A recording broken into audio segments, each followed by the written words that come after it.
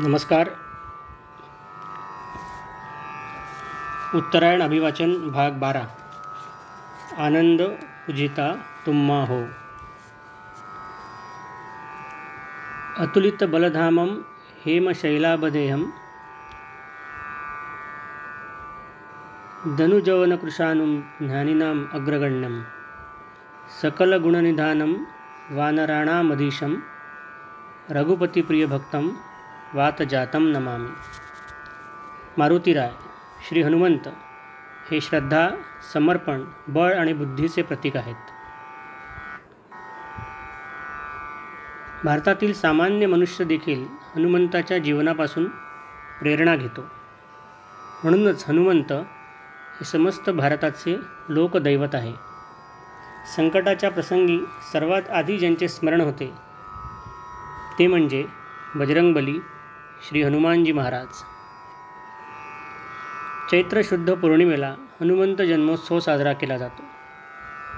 महारुद्र शिवाचा 11वा अवतार असलेले हनुमंतराय हे महावीर आहेत. या विश्वात ज्यांना अमरत्व प्राप्त आहेत, जे चिरंजीव आहेत, अशा सप्त चिरंजीवांमध्ये मारुतीराय एक आहेत. त्रेतायुगातील अंतिम चरणात चैत्र पौर्णिमेला मंगळवारी पहाटे हनुमंताचे प्रागट्य झाले होते. महारुद्र अवतार हा सूर्यवंशी अनादिनाथ पूर्ण तारावयासी असा चैत्र पौर्णिमेचा जन्म झाला. नमस्कार माझा तया मारुतीला. माता अंजनी आणि पिता पवनदेव यांचे पुत्र असलेले श्री हनुमंत अंजनेय पवनपुत्र या नावाने ओळखले जातात. मर्यादा पुरुषोत्तमाचा प्राण असलेले श्री हनुमंत रामायणातील संकटमोचक म्हणून प्रसिद्ध आहेत. मारुतीरायाचे शरीर हे वज्रासारखे असल्याने त्यांना बजरंगबली असे नामाभिधान प्राप्त आहे. पुत्र मारुती गर्भात असताना माता अंजनीने भारतातील अनेक ठिकाणी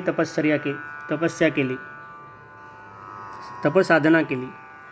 असेच एक ठिकाण आपल्या विदर्भातील श्री क्षेत्र सुरजी अंजनी ग्राम आहे.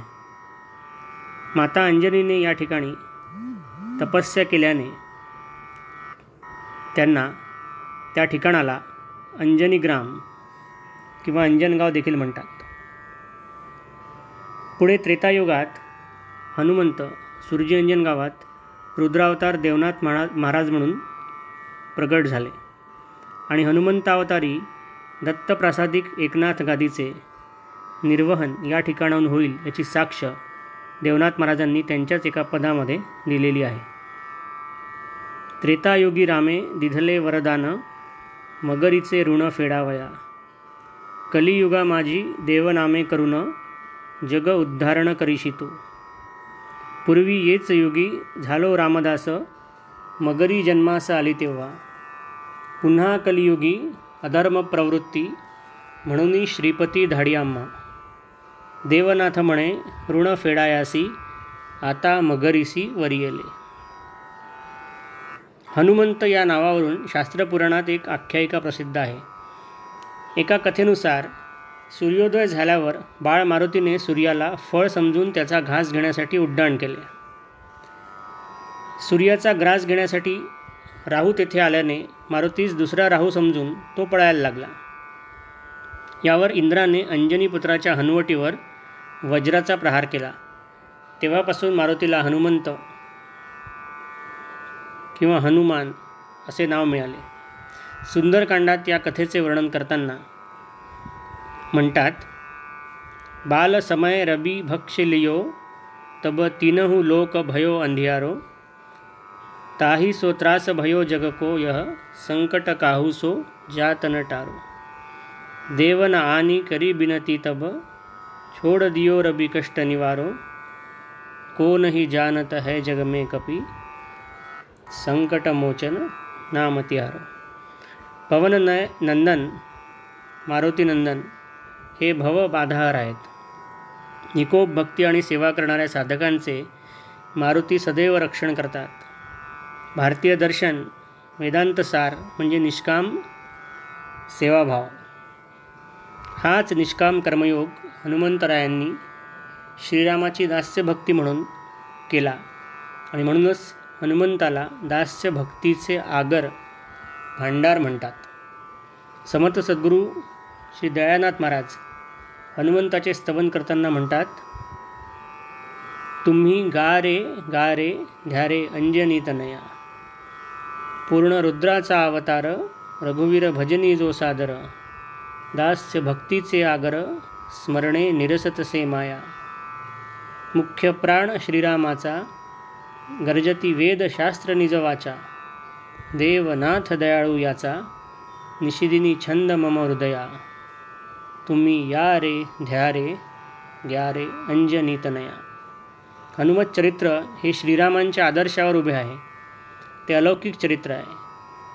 रामदास श्री हनुमंत यांच्या जीवनातून वीरता, साहस, सेवाभाव, स्वामीभक्ती, विनम्रता, कृतज्ञता, नेतृत्व, कर्तृत्व, निर्णयक्षमता आणि इतक्या सगळ्या गुणांची खाण असली तरी त्यांच्या ठायी असलेली निरहंकारिता हे गुण युवकांना सफलतेने जीवन जगण्याचे प्रेरणादायी सोपान आहे. हनुमंत तीळ मात्र देखील अहंकार राखत नाही आणि दुसऱ्याचा कणभर दर्प देखील सहन करीत नाही. म्हणूनच त्यांना दर्पदलन या नावाने देखील ओळखले जाते. माणसाला मात्र अहंकार आहे. मग तो वाणी, विचार, वक्तृत्व, पद, प्रतिष्ठा, सन्मान कशाचाही झाला तरी मनुष्य या अहंकाराचे मोठे मोठे महाल बांधतो. दशानन रावणाचेही तसेच झाले. रावणाची सोन्याची लंका हे अहंकाराचे प्रतीक ठरले आणि म्हणून त्या अहंकाराचे दमन करण्यासाठी रावणाची लंका हनुमंताने जाळली. लंका दहनाचे हे प्रतिकात्मक रूप म्हणजेच अहंकाराला मोडणे होय. माणसाच्या जीवनात काम, क्रोध, लोभ, मोह, मद आणि मत्सर हे 6 अयब क्षणाक्षणाला त्रास देत असतात. समर्थ सद्गुरू श्री मारुतीनाथ महाराज म्हणतात, करी हनुमान सखा मनुजा करी हनुमान सखा, चिंतुनिया नाम रसाते चिन्मय अनुभव सुखा, क्षणभंगुर ऐश्वर्य जाणुनी त्यागी या समसुखा, बाळ मारुतीनाथ मागे हालचंद्रपदी निर्वाण, मनुजा करी हनुमान सखा. श्री हनुमत चरित्र हे सेवा, संकल्प आणि सहजता यांचा त्रिवेणी संगम आहे. श्री हनुमानाची आराधना करणाऱ्यास आयु, बल, विद्या आणि यशाची प्राप्ती होते. सकळ आदी व्याधींचे निवारण करणाऱ्या श्री मारुतीरायाची स्तुती करताना सद्गुरू श्री मनोहरनाथ महाराज म्हणतात, श्री रामदूता हनुमंता मारुते अंजनी सुता, आधी व्याधी दुःखदैन्या निवारी परमाद्भुता. महाराष्ट्रात समर्थ सद्गुरू श्री रामदास स्वामी महाराज यांनी रचलेले मारुती स्तोत्र प्रसिद्ध आहे. त्याचप्रमाणे उत्तर भारतात कष्टनिवारण आणि सुखसमृद्धी करता श्री हनुमान चालिसा हे अद्भुत स्तोत्र पठण करतात. हनुमान चालिसा भगवान हनुमंताला समर्पित असलेले स्तोत्र आहे आणि साक्षात हनुमंताचे दर्शन झाल्यावर गोस्वामी तुलसीदास यांनी 16व्या शतकात हे स्तोत्र रचले आहे. नासे रोग हरे सब पीरा, जपत निरंतर हनुमत बीरा. जगद्गुरू तुकाराम महाराज यांनी देखील हनुमंताची स्तुती केली आहे. जाळीयेली लंका धन्य धन्य म्हणे तुका, तया माझा नमस्कार वारंवार निरंतर. श्रीरामाला व हनुमंताला उपास्य मानणाऱ्या समर्थ रामदासांनी परमार्थ, स्वधर्मनिष्ठा, राष्ट्रप्रेम यांच्या प्रसारार्थ महाराष्ट्रात आणि संबंध देशात प्रबोधन आणि संघटन केले.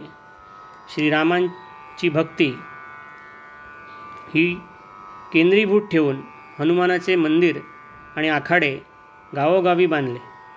भक्ती आणि शक्ती यांचा अनोखा मिलाफ समर्थांनी घडवला. पुढे याच शक्ती आणि भक्तीच्या भरोशावर छत्रपती शिवाजी महाराज यांनी आनंदवनभुवन हिंदवी स्वराज्याची स्थापना केली. लक्ष्मण जीवनदाता महाबलशाली हनुमंत संकटहरण आहे. श्री हनुमंत रामकार्य तत्पर आहेत.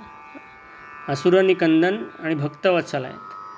शंकर सुवन, केसरी नंदन, पवनतनय, रुद्रावतार, अंजनी कुमार, वानरेश्वर, कपिनाथ आदी अनेक नावांनी विख्यात हनुमंताचे विस्तृत वर्णन स्कंदपुराण, भविष्योत्तर पुराण आणि ब्रह्मांड पुराण यात आलेले आहेत. श्री हनुमंत हे सेवाभाव व अनन्य भक्तीचा आदर्श आहेत. भक्ती, ज्ञान आणि कर्म यांचा त्रिवेणी संगम असलेल्या महावीर रामदास श्री हनुमंताची आळवणी करताना म्हणूनच समर्थ सद्गुरू गोविंदनाथ महाराज म्हणतात, प्रभू हनुमंत आत्मा रामा हो, मज आनंद पूजिता तुम्हा. घेऊन मोहक वानर रूप हो, राम राम की करिता जप हो. प्रभू सेवेमध्ये खपता नित हो, भक्तगणांना देता सुख हो. आवडता हृदय विरामा, मज आनंद पूजिता तुम्हा, मज आनंद पूजिता तुम्हा. उद्या पुन्हा भेटूया उत्तरायणाच्या भाग 13मध्ये. तोपर्यंत नमस्कार, धन्यवाद.